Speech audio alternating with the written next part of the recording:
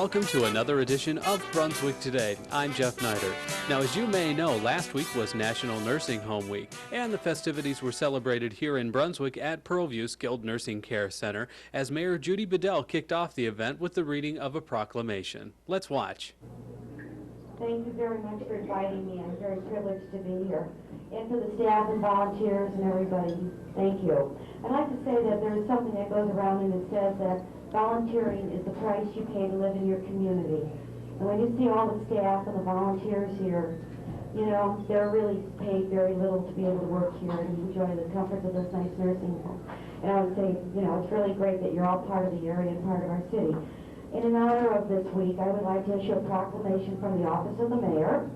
And it says, whereas long-term care facilities in our community have dedicated themselves to providing quality service to those entrusted to their care, and whereas many of our convalescing, aged, and chronically ill citizens spend varying periods of time in long-term care facilities, and whereas the long-term care profession has forcefully demonstrated its dedication by continually striving to upgrade standards of care and improve services, and whereas members Homes of the American Health Care Association are sponsoring many activities in observation of National Nursing Home Week beginning Mother's Day, May 10, 1987.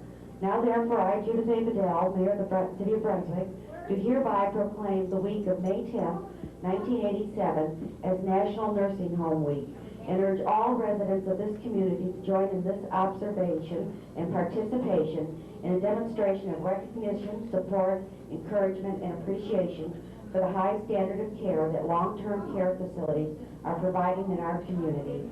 On behalf of the city, I'd like to present this to you.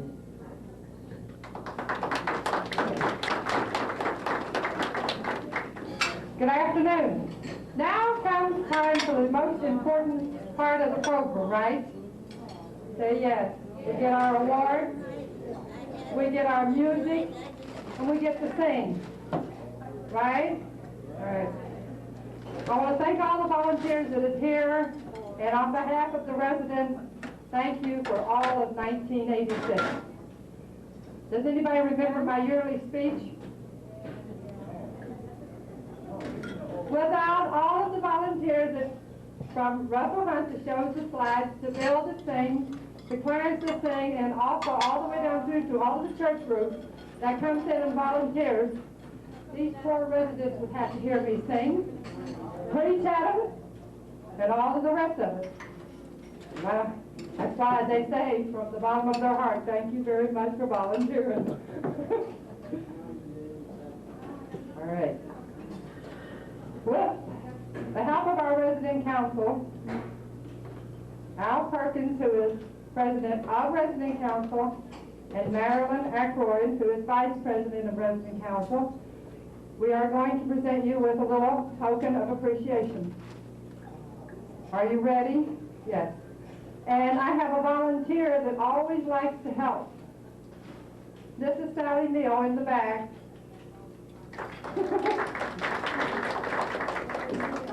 So today is still volunteering, right? All right. Our first award today will be going to a special and dear friend of the residents and myself. I can't say enough about this one lady. Thank you. This lady has been volunteering for the nursing home for the past 16 years. Just about when the door opened, she came in and volunteered her services on a one-to-one basis and visited all of the residents in about 8 hours, one time a week, on Monday, and also with her group, the Friendly Neighbors, Alan Gold, would you like to come up here? Volunteered a lot of her time.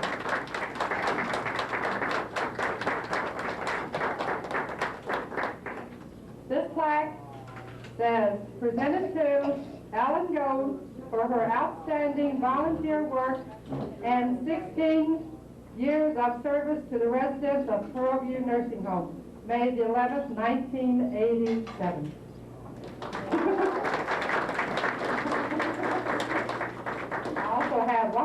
for you.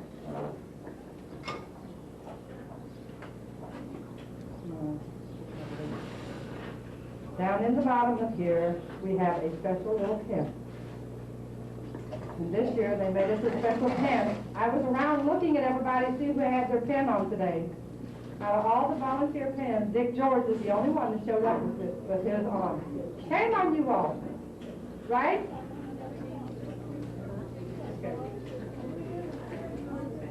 Searching through some books this year, I found something that says over 500 hours. So this goes with your pen. See that? We need a drum roll. All right. And this is from the company, okay? And we have something from the residents. I got it. Mr. Perkins.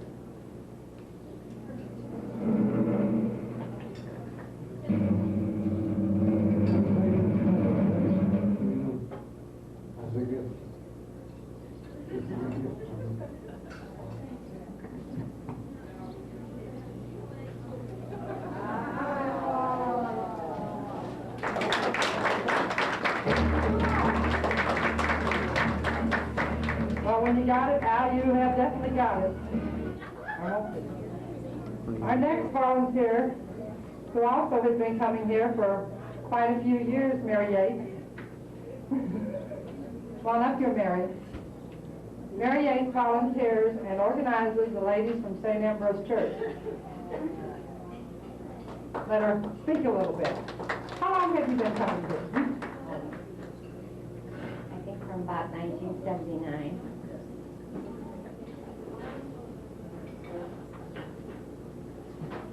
I enjoy coming here. This is like a family to me. These people are so open for any love that it's just a joy. And I thought I was making a joke that they should preserve a room for me here. And today I get a letter with my name on it, Gerald, Pearlview Nursing Home. I didn't realize I was already a patient. Thank you, everybody. This is your pen for this 100 hours. I know you put in more than 100. So next year, with your help and mine, we'll accumulate all the hours and we'll put, what, 1,000? It's not enough for him, all right. And from Mr. Perkins, from the residents.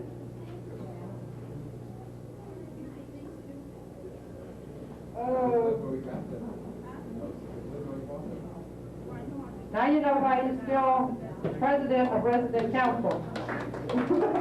You win the vote by kissing? Yes. All right. Bob Slenka. Would you like to come up here? Bob Slenka is also from St. Ambrose. He took over George Coney's after George passed away, and we appreciate Bob for being here. He organizes all of the layman ministers that comes into the nursing home, okay, from St. Ambrose. Thank you. My part is very, very small, and the most of the energy comes from the volunteers, and every one of the volunteers that I know that participate in this program feel that they get more back from you, and each one of you are the most important part of this time that we spend here. We enjoy talking to you, we enjoy visiting with you, and being a part of your life and part of your world. Your world is some of it maybe from here to the dining room to your room or to the chapel or in your room itself. That's your whole world, and we feel privileged that we can enter into that world and be a part of your life. We feel we are blessed, and the opportunity to visit you. You are special people for us. Thank you.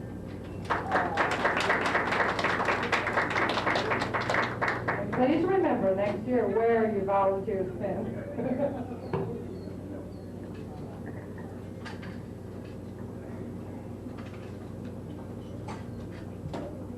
Oh, kids. All right, that's better, huh? All right. Now, if anybody like me, they first believe in prayer.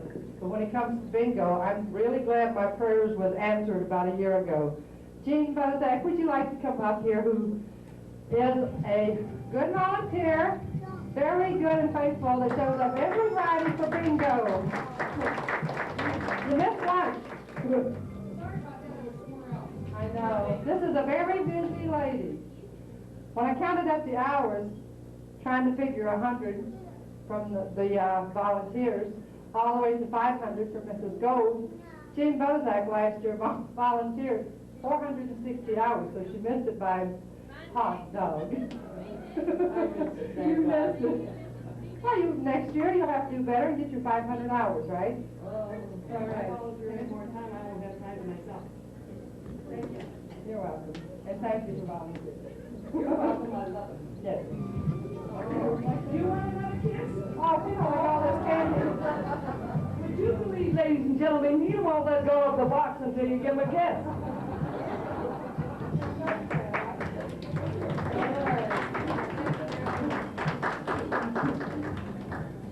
I'm not sure if this lady's a volunteer or not, but I believe if she volunteers for the city of Brunswick and what they pay, I think she is. This is our Honorable Mayor, Judy Fidel. Would you like to come up here, please?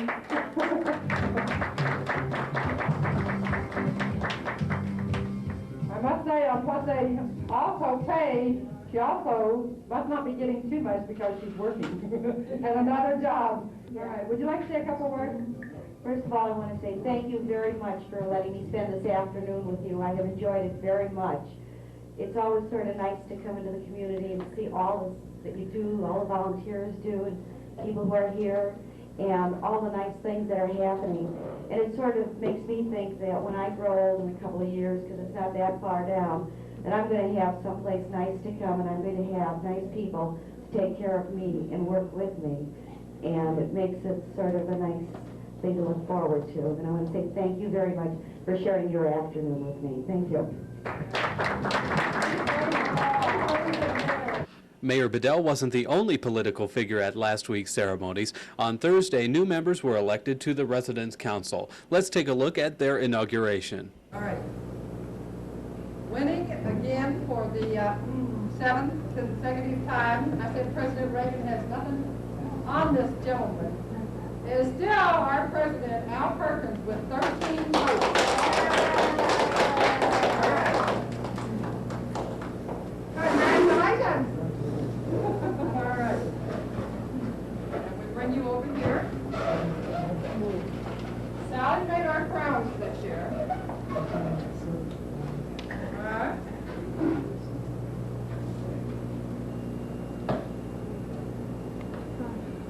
Hope you have a marvelous head for this. Right in President out front. The Resident Council was set up at Pearlview to assist in communication between the residents and the administration. Council members are beneficial in deciding on new activities for the residents. We want to congratulate and wish the newly elected members of Council luck in the coming year. Elected to office were Presidents Al Perkins and Marilyn Ackroyd, and Vice Presidents Goldie Mulfin and Edna Patrick. Congratulations to you all.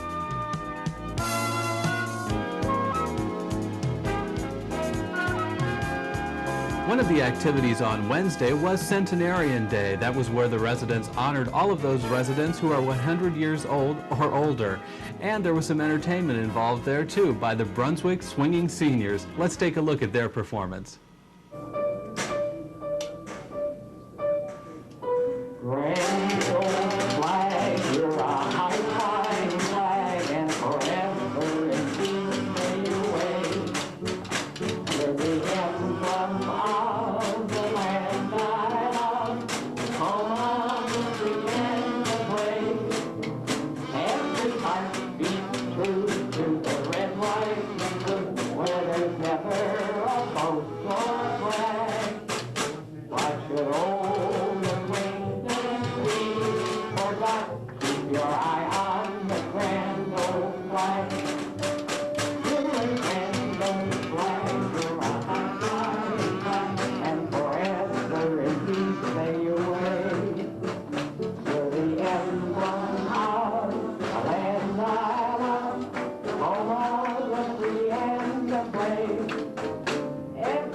heart beats true to the red, white, and blue, where there's never a post or flag.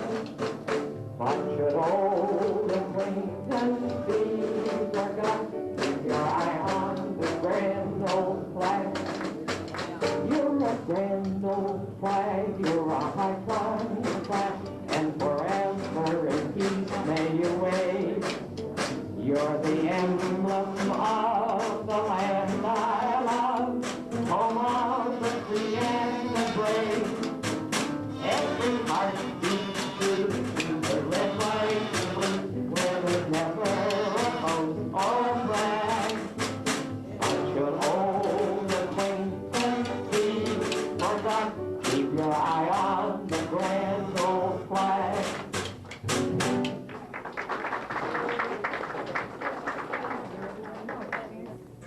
Happy birthday to you. Happy birthday to you. Happy birthday, dear Sam. Happy birthday to you.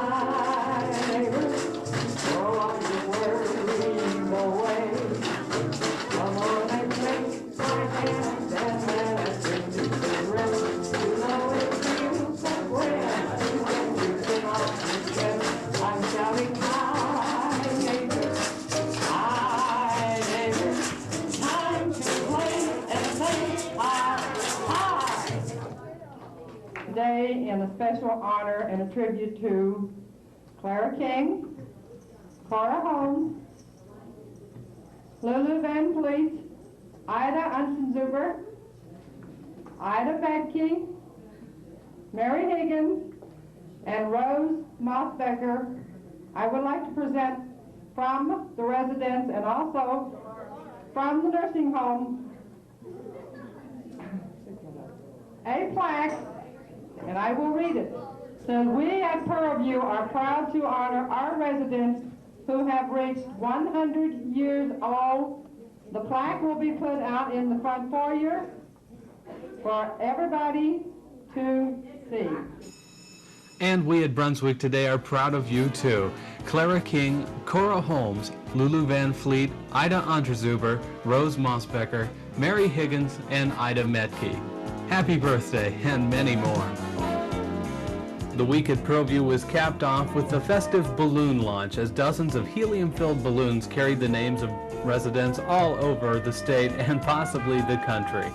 We'd like to thank the residents at Pearlview for allowing us to share in their celebration this week and wish them all a pleasant year. Coming up next on Brunswick Today, it's another edition of Speaking of Books with Robin Bergstrom.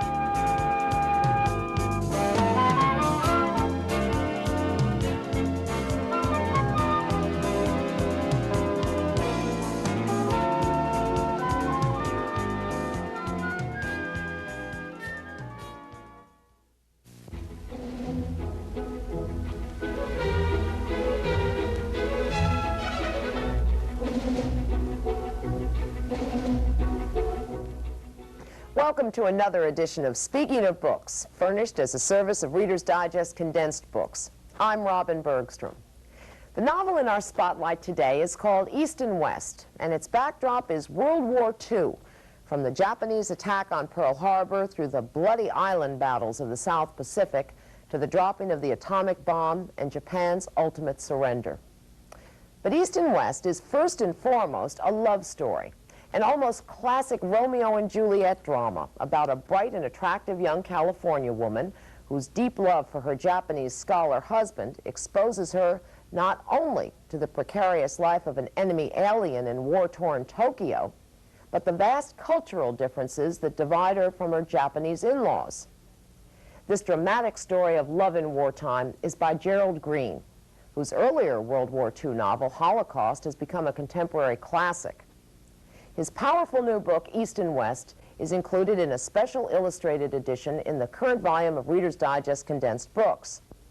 I talked recently with Gerald Green about some of the cultural differences that his heroine, Julie, finds most difficult to cope with after her marriage. And there's some moments of tension when Julie, who has a child, she and Kenji have a child while over in Tokyo, and her mother-in-law criticizes her for reprimanding the child. Or smacks him when he's bad. It's unheard of to do that. I mean, I have friends who have Japanese wives and have lived in Japan for many years, and they say, oh yeah, it's true. These are Japanophiles, and who will defend anything. They will tell you that the rape of Nanking never took place, but they will admit that Japanese children are never, especially boys, reprimanded. They can stick their hand through the shoji screen, and everybody kind of laughs at it. One change that, that occurred during World War II in the traditional roles of Japanese women was that they weren't even allowed to wear colorful kimonos during the war. Why was that considered to be patriotic? It was considered a distraction to wear anything sexy, anything in bright colors or anything that was attractive, so that to show that you were in complete service to the emperor and to the country, the women were forced to wear these khaki-colored bloomers. They were called mumpai, and they were absolutely hideous, and the women hated them. They had to walk around in these kind of billowing khaki woolen trousers and shapeless tunics, and they detested it. Has the status of women changed in Japan since the war? Well, as I say, I haven't been back for about 12 or 13 years. I'm told it's slowly changing, but I just heard recently from someone who knows about the subject that as far as employment is concerned, forget it if you're a woman. You will not find yourself in middle-level executive jobs or getting into, you'll still be a secretary or a stenographer in a corporation. The change is slow, and it's happening, but it hasn't happened nearly as much as we imagine. What about the attitude towards mixed marriages? Has it lessened the opposition to it? I think it has probably lessened somewhat simply because of the enormous amount of mixed marriages. Many, many GIs, and of course now business people, have married Japanese women. And so I think perforce the opposition to it has lessened. But in 1941, when Julie and Kenji, when my California golden girl and her Japanese scholar marry, it is something that the Japanese family is more opposed to than the American family. It's considered a disgrace, because they are one race, one people, homogeneous, ruled by a god, and you simply don't, I mean, it's probably worse to marry a Chinese or a Korean, but a Caucasian is bad enough. I have to ask you one last question. What's next for Gerald Green? I don't have any book in the works. I have one planned, but it's a family story, a much different contemporary American family story. But I'm working on a possible miniseries for television about Sir Richard Francis Burton. Not the actor, Richard Burton, but the explorer. Oh. The man who discovered Central Africa and was a great translated the Arabian Nights. Very exciting maybe project. You'll be back here in a couple of years, maybe only a year from now, talking about some wonderful book and informing us about Africa the way you have Japan. I'll be glad to. I'd love it. Thank you very much for being with us. Thank you. And thank you for watching us today on Speaking of Books. Gerald Green's novel East and West gives readers a dramatically different perspective on the deadly international struggle we now call World War II. It also tells the very moving love story of a man and woman whose bond of devotion remains unbroken despite tremendous cultural differences and the ravages of war. Now this is Robin Bergstrom saying goodbye for this edition of Speaking of Books, furnished by Reader's Digest Condensed Books. Hope you'll join us again soon for our next report on books you'll want to read and remember.